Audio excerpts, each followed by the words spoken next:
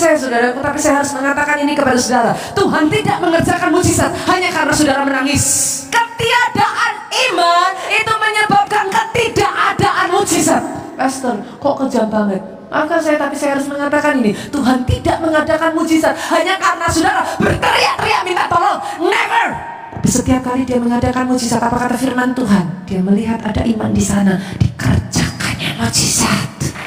Dikerjakannya mujizat. Whenever faith is present, where there is faith, there is miracle. Itu sebabnya hari ini saya ingin mengajak saudara untuk melihat sebuah cerita, saudaraku. Ada satu kisah, Pak, yang sungguh-sungguh membuat saya terheran-heran. Satu kisah yang membuat saya nggak habis pikir, bagaimana mungkin bisa terjadi seperti itu, saudaraku. Kita buka ayatnya, Matius pasalnya yang ke-13, ayatnya yang ke-58. Dan karena ketidakpercayaan mereka, tidak banyak mujizat diadakannya di situ. Tahukah saudara apa yang membuat saya heran? The very Jesus stood there, yet nothing happened. How can it be? Yesus sendiri, the source of power, stood there, yet nothing happened. Ketika saya baca ayat ini, saudaraku, ini menyedihkan hati saya. Mungkin saudara baca ayat ini pun saudara akan mengalami hal yang sama dengan saya. Saudara akan terkaget-kaget dan terkejut bagaimana bisa hal itu terjadi. Tapi izinkan saya mengatakan ini, saudaraku, bisa jadi mereka melihat Yesus sebagai salah satu dari tetangga mereka. Yesus, maaf Bu, mungkin sebagai salah satu dari keponakan mereka. Yesus sebagai salah satu dari teman sepermainan mereka. And somehow along the way, they fail to see Jesus as the source of power. Tapi tahukah saudara, bukankah ini yang sering kali dialami oleh orang Kristen hari-hari ini? Saudara melihat Yesus sebagai satu sosok figur, saudaraku. Yes, mungkin Yesus mengadakan mujizat. Yes, Yesus bisa mengadakan mujizat. But maybe, just maybe, it's 2000 years ago. Yesus menjadi Tuhan yang some kind of a legend that live far, far away. Berapa banyak orang Kristen yang seperti ini, saudaraku? Hari ini doa saya dengar baik di tempat ini. Dia ada di tempat ini, saudaraku. Dan mari saya katakan ini, saudaraku, bukan hanya dia ada di tempat ini. Dia mau mendengar apa yang jadi seruan hati saudara. Dia mau mendengar apa yang menjadi tangisan saudara. Dan bukan hanya dia mau, dia mampu mengerjakan semua yang saudara butuhkan di dalam kehidupan saudara. Hari ini angkat kedua tanganmu, saudaraku. Angkat kedua tanganmu. Katakan bersama-sama dengan saya di dalam nama Yesus. Keraguan-raguan, kebimbangan hancur saat ini. Iman dibangkitkan. Iman dibangkitkan. Imanku bangkit. Yang percaya katakan bersama dengan saya. Amin. Sekalipun kita sudah ngerti, saudara, iman itu faktor penentu mujizat. Itu sebabnya sampai Yesus berkata, berbahagialah orang yang tidak melihat tapi percaya. Tahukah saudara kenapa dia sampai mengatakan itu? Beribu-ribu tahun yang lalu, saudaraku, Yesus disakiti oleh satu kejadian ini, saudara. Masih ingat kisah kejatuhan manusia, saudaraku? Menurut saudara, apa yang paling menyakitkan dari ketika Adam dan Hawa jatuh ke dalam dosa? Apa yang menyebabkan kejatuhan manusia untuk pertama kalinya? Is it only because karena manusia makan buah? That's it? Yang mendukakan hati Tuhan, pada saat pertama kalinya manusia jatuh ke dalam dosa, karena hari itu, saudaraku, Adam dan Hawa memilih untuk lebih mempercayai si ular daripada perkataan bapaknya sendiri. Dan karena itu mereka kehilangan anugerah. Itu sebabnya Alkitab berkata, Yohanes 3 ayat 16, barang siapa percaya tidak binasa, melainkan beroleh hidup yang kekal. Karena seringkali saudara-saudara berpikir Adam dan Hawa lebih mempercayai ular. How can it be? Tapi dengar baik, bukankah kita seringkali lebih mempercayai situasi dan kondisi daripada janji Tuhan dalam hidup kita? Doa saya hari ini, berbahagialah orang yang tidak melihat tetapi percaya. Karena sebaliknya, saudaraku, ketidakpercayaan menjauhkan saudara dari anugerah, tetapi sebaliknya kepercayaan mendatangkan anugerah besar atas hidup saudara. Itu yang terjadi, saudaraku, atas satu pegawai istana, saudaraku. Orang yang sederhana, saudara. Tapi luar biasanya, dia dapat anugerah. Kita baca ayatnya. Kenapa, saudara? Kita lihat Yohanes pasalnya yang keempat. Yohanes pasal yang keempat ayatnya yang ke-49 sampai 53. Pegawai istana itu berkata kepadanya, Tuhan, datanglah sebelum anakku mati. Ayat 50, Yesus jawab apa? Kita baca bersama 2-3. Kata Yesus kepadanya, pergilah, anakmu hidup. Tuhan itu nyenengin kan, saudaraku? Halo, tahun ini akan ada mujizat-mujizat yang terjadi dalam hidupmu, yang di luar cara pikirmu, yang bukan engkau sangka-sangka, yang tidak kau duga. Itu yang Tuhan kerjakan. Berapa banyak dari saudara yang percaya di tengah-tengah kita ini, saudaraku? Saya tahu, saya bukan hanya berkata I know it. Di tengah-tengah kita ini, saudaraku, ada awan kemuliaan. Itu sebabnya saudara bahkan gak perlu didoakan, saudaraku. Saudara datang saja, mujizat itu terjadi begitu saja, just like that. Baru beberapa minggu yang lalu ya, Ricky betul WhatsApp saya, dia menceritakan, saudaraku, dia saksikan Ricky datang ke ibadah seperti ini, ibadah yang sama, saudaraku. Firman Tuhan disampaikan, Ricky tangkap itu, yes Tuhan. Malam harinya, saudara, habis tangkap rema di WhatsApp, besok akan ada PO.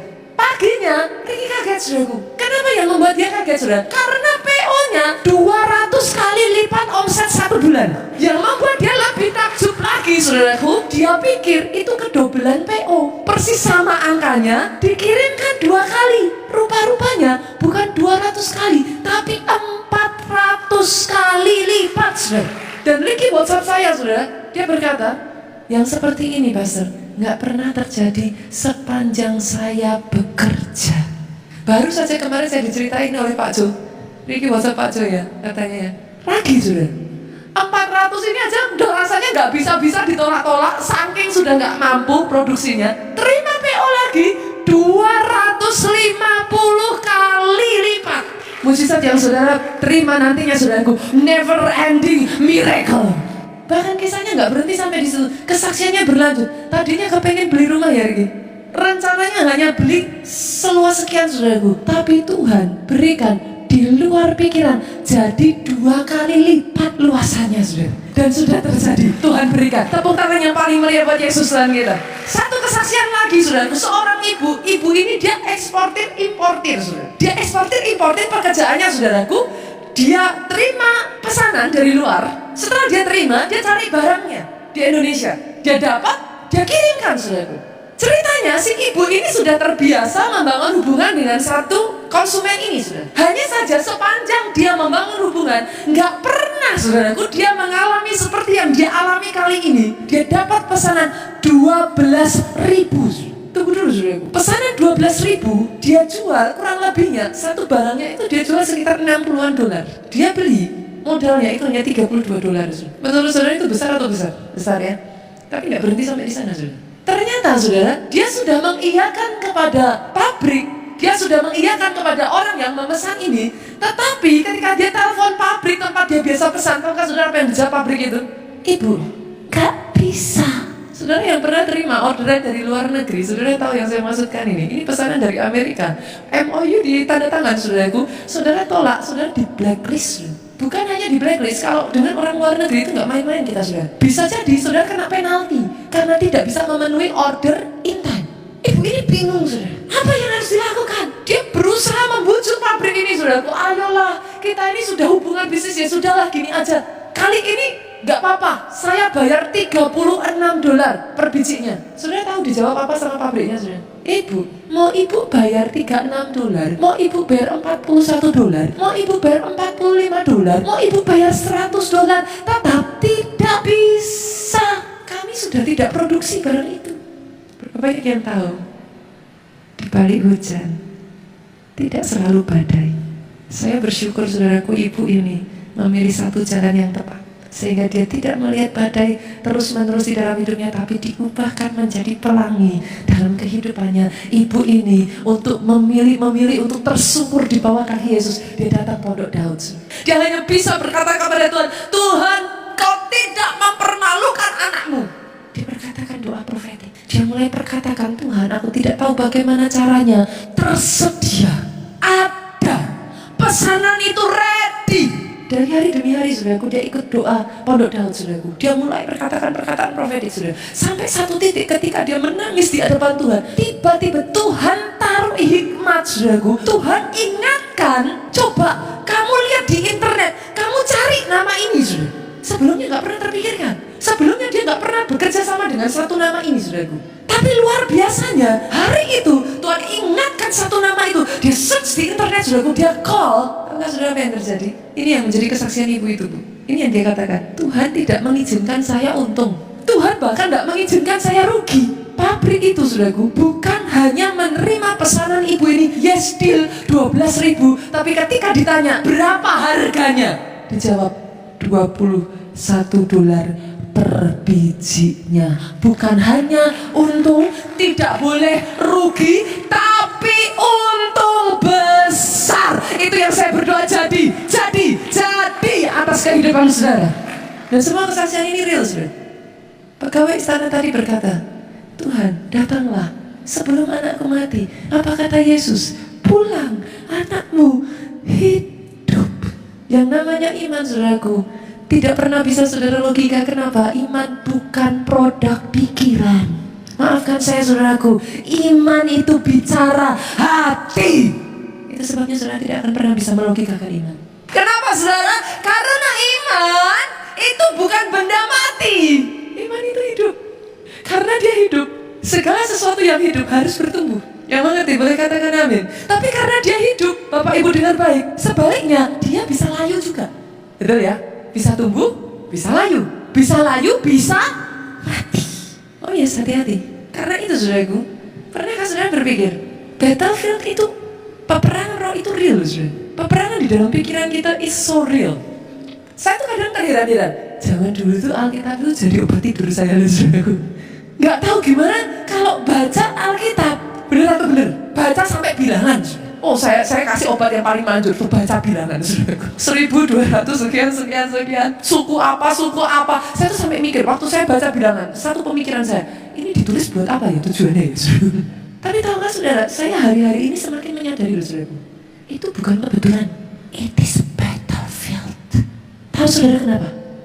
Karena iblis tahu kalau saudara sampai baca dan imanmu bangkit, bagi orang percaya tidak ada yang mustahil.